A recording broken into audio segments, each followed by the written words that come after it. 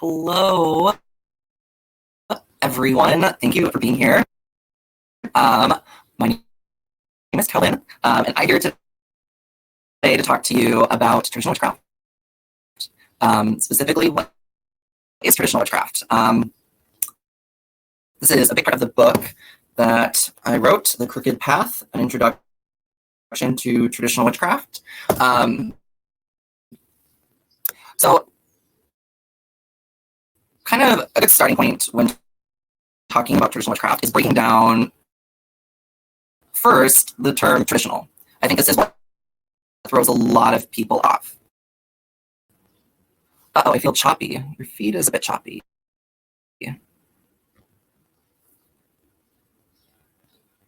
Oh, sounds like I'm gargling.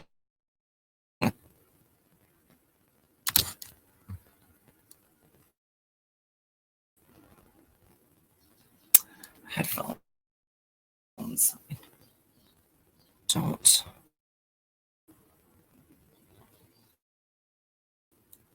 Oh.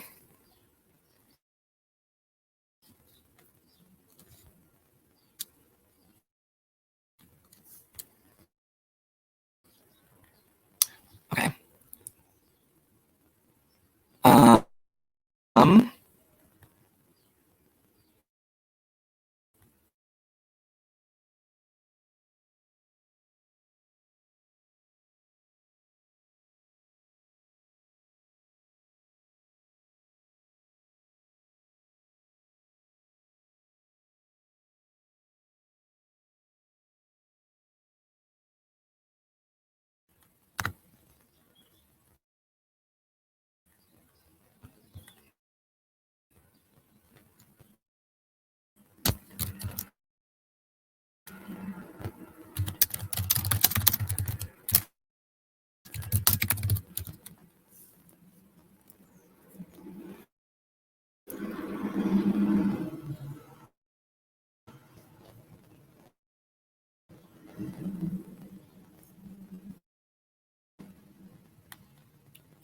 Thank you, everyone. This is embarrassing.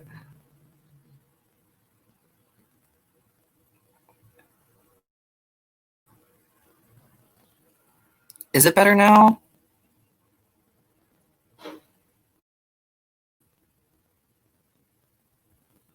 Okay.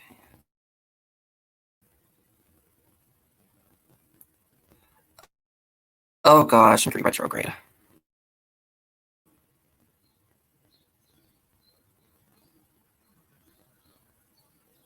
Well, you can just enjoy looking at me feeling really embarrassed for just a moment.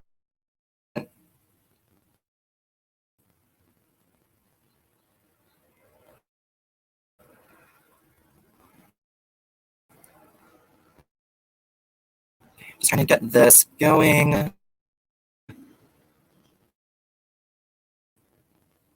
Does it sound better? Is it okay?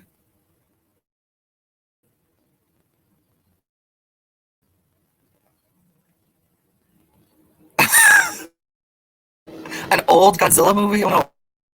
Okay.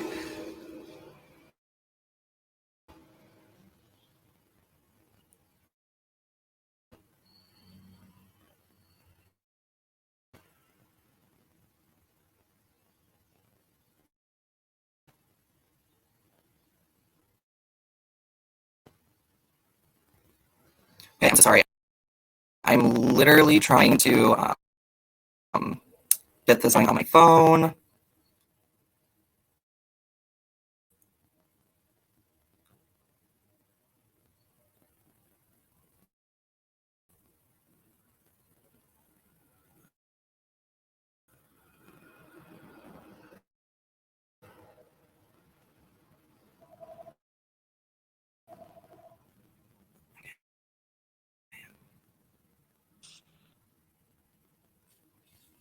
Oh, okay. Oh, that's so strange.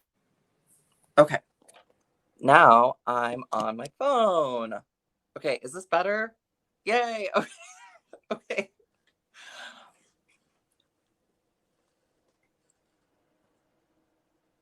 Okay. Can people hear me now? Is this okay? Okay. Ugh, I should have never trusted my computer. Good for writing, not good for streaming, I guess. Okay. Well, anyways, starting over. Hello and welcome. My name is Kelden. Um, I am here today to talk to you about traditional witchcraft. Specifically, what is traditional witchcraft? This is a big part of the book that I recently wrote, The Crooked Path, an introduction to traditional witchcraft. Okay, so where to start? What is traditional witchcraft? This is a question I get a lot. And the first place I like to go when defining it is, what does it mean to be traditional? Because I think that's a very loaded word. When we think of traditional, we tend to think of something that is really ancient, it's really old, and it's something that has not changed, right? So in all of the many years that thing has existed, it's remained the same. And so when you put that word in front of the word witchcraft, you get the sense that this is a very old form of witchcraft that has remained the same since ye old times, whatever that time might be. That's not what traditional witchcraft is. So kind of rethinking the term traditional, we need to realize that first, traditions don't have to be super old.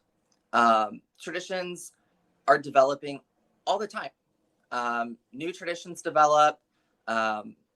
It's just a matter of mindfully repeating a behavior or an event, a celebration, what have you.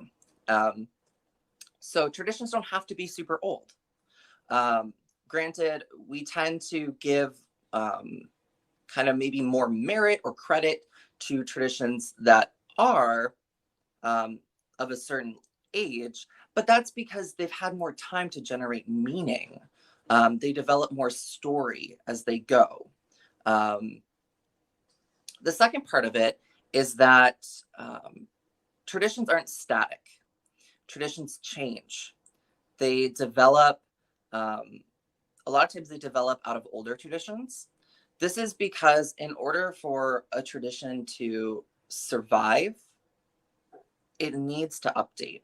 Otherwise, it becomes outdated and people kind of stop caring, especially like some traditions really don't age well. As times change, as people learn and grow, traditions have to as well. So with that being said, traditions don't have to be super old and they don't have to be static. They don't exist encased in amber. They're not created in a vacuum.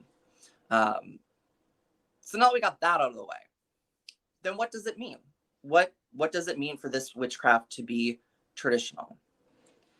The traditions that it refers to are the traditions of folklore. So traditional witchcraft is a path that is rooted in folklore. Folklore being stories, myths, legends, songs, customs, superstitions. So those things are of the past, right? And we look to those things to influence and inform our craft.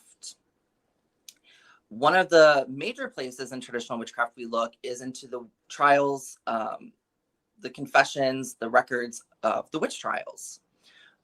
This is because within those confessions, within that, there's a generated folklore. There is a folklore about witchcraft and about magic. And that's something that was tapped into during those witch trials. So this is a long, that's a rabbit hole I can go down. But for the sake of time, just thinking about the people who were confessing, even under torture and all of that. It's not to say that those people were confessing to things that they actually did, but that they were basing those confessions. They were even interrogators who maybe were inserting their own beliefs to complete their own agenda, is that they were pulling from an already established body of myth. And it created new myths, right? So that's that changing process. And we know from just the kind of history of the modern witchcraft revival starting in the 1950s is that those trial records, those confessions, influenced people like Margaret Murray, who went on to influence Gerald Gardner, who went on to influence. So, like, we as witches are part of this ongoing narrative of folklore. And in traditional witchcraft, we really focus in on that as a means of inspiring our craft. Now, we might look at old examples of folk magic, right? So maybe the practices of the European cunning folk. And we find examples of spells or charms that they used. That's great. But we like to update those things. We like to find a way to adapt them to fit the modern context of our life. Because traditional witchcraft is also not about pretending that we live in the past, right? There's no point in that.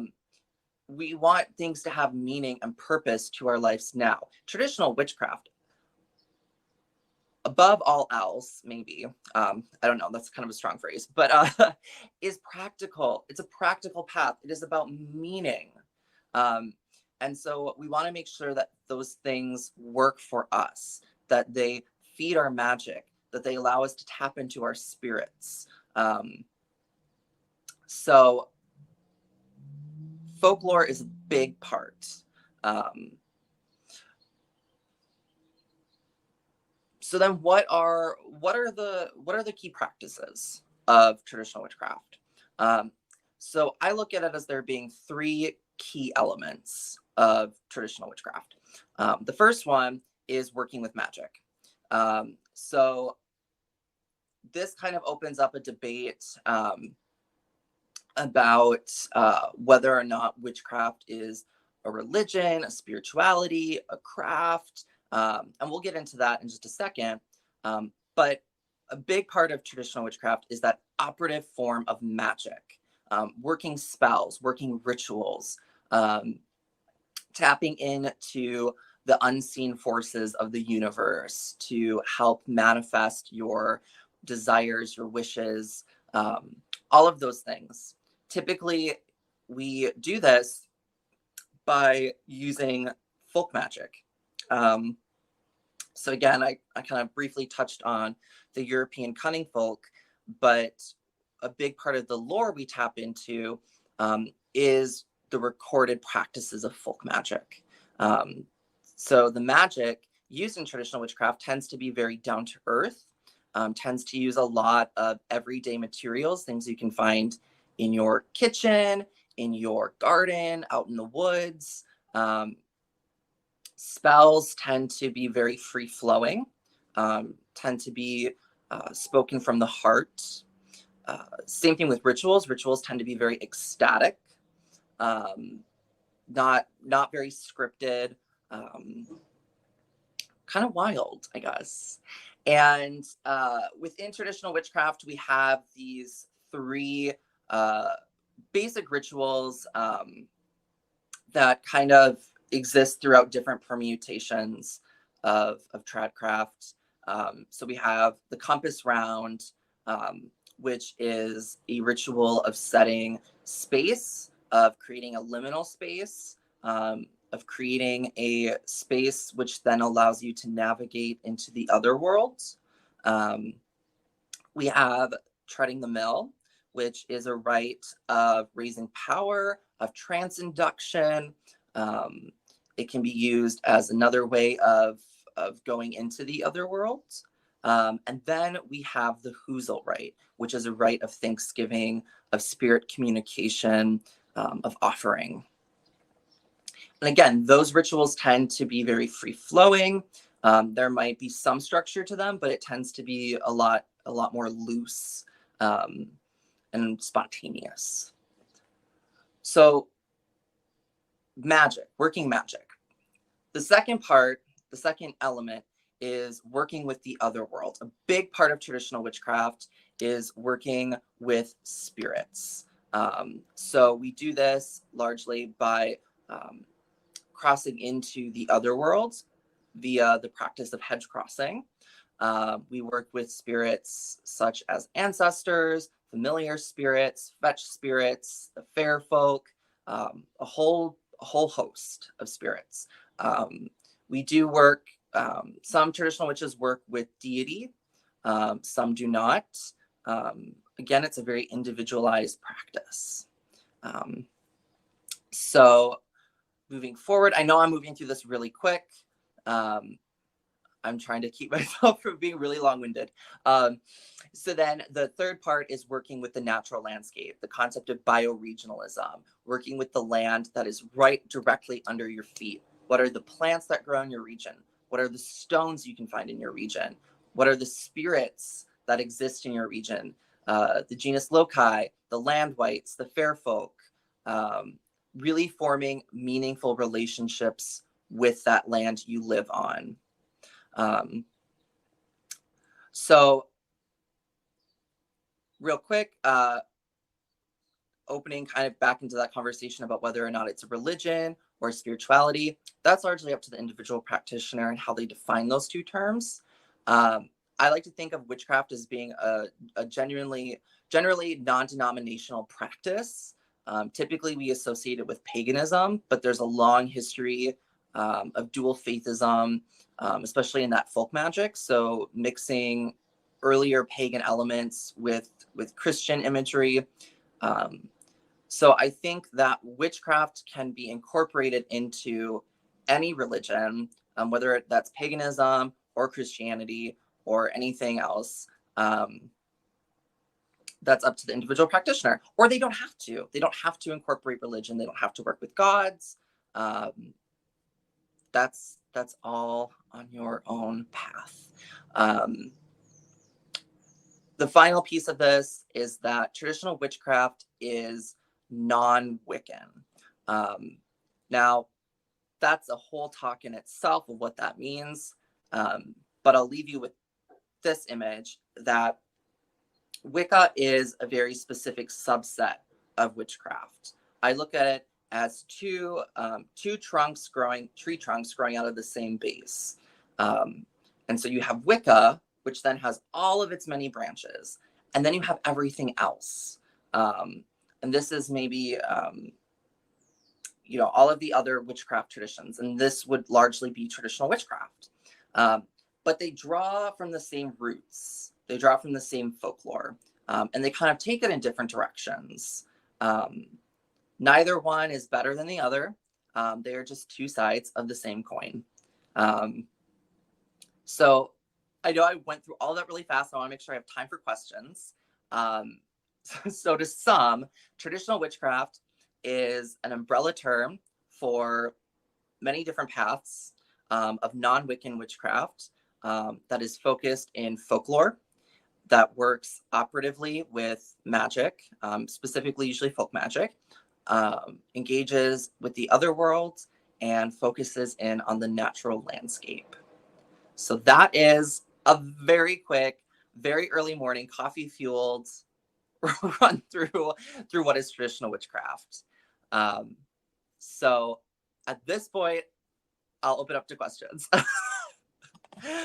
I know it is so much. I usually do this workshop as like an hour. So this was a fun challenge, and I tend to be a very long-winded person. So so thank you for being here, and yeah.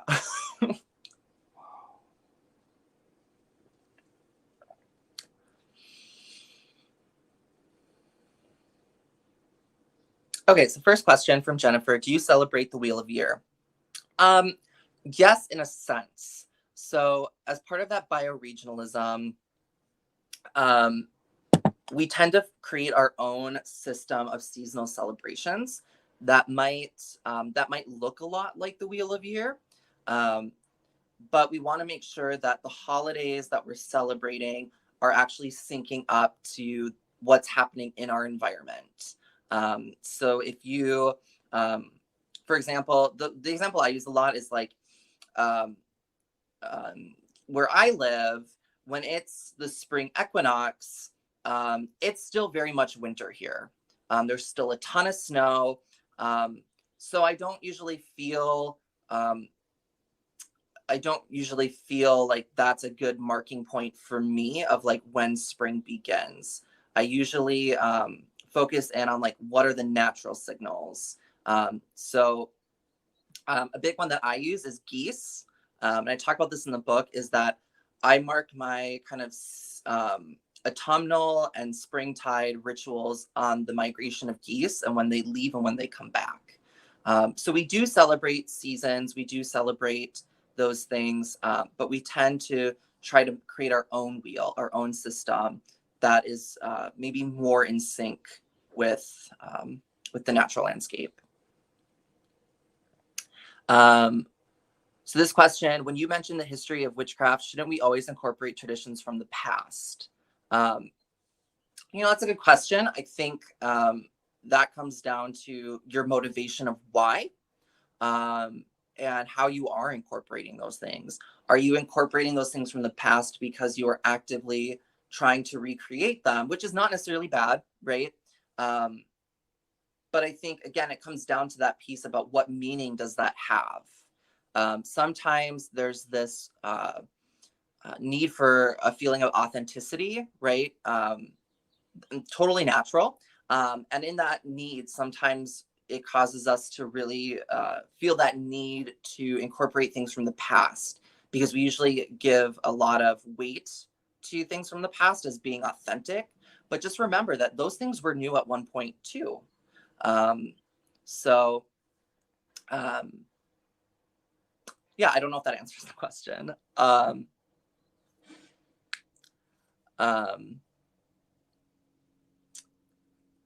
So you say that traditional witchcraft is a form of cult environment. Then how do solitary witches come into that? Traditional witchcraft can be solitary. It can be coven based. Honestly, I feel like by and large, it tends to be a solitary path. There are traditional witchcraft covens. There are traditions, like specific traditions of traditional witchcraft, such as the Clan of Tubal Cain or the Cult of Sabati. So it's up to the individual. Really, I'm a solitary practitioner. That suits my needs. Although it's kind of interesting thinking of being solitary, because it's like I have this group of spirits that I work with, and I kind of tend to think of us as our little coven.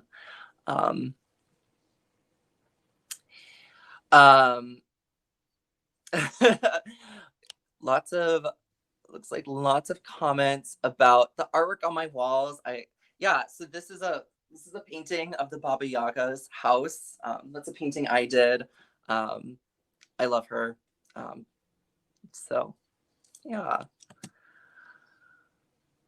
Any other questions? I'm trying to see. Oh, we still have lots of time. We still have 6 minutes. Thank you again for being here. I know it's like early, kind of. I don't know. I feel like that's I'm kind of a late riser, so I'm riding this morning wave.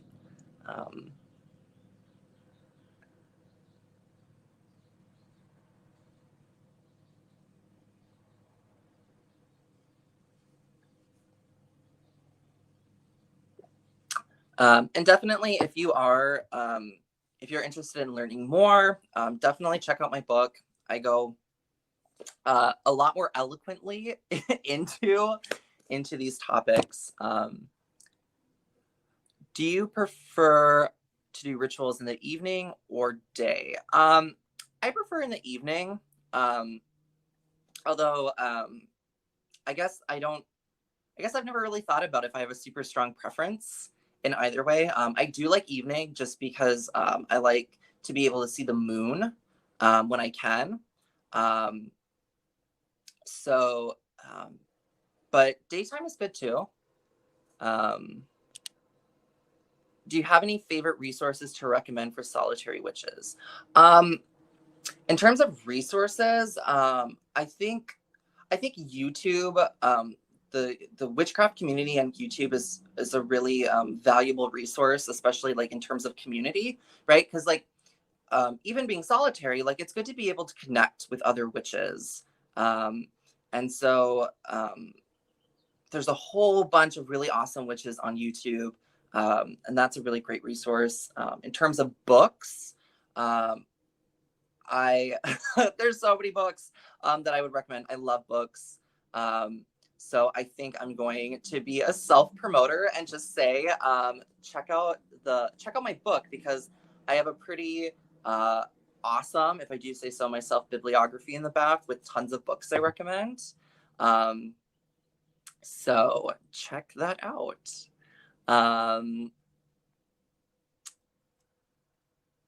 Do I have a website? Yes. Okay. So you can find more. You can find me on YouTube. If you just search Kelden, like Kelden Mercury, Kelden Witchcraft, I'll pop up.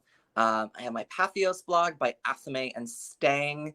Those are the two major areas where you can find more resources. I'm also on Instagram too. I mean, if you're into Instagram, you can just look up Kelden Mercury.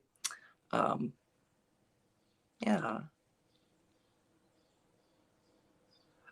Oh, thank you, Llewellyn. That's a good one. I didn't talk about the title. What does it mean to be a crooked path? So traditional witchcraft is often referred to as the crooked path. That is a term that was coined by the late Andrew Chumbley, who is the founder of Sabbatic craft, or the cultist Sabbati in its group form.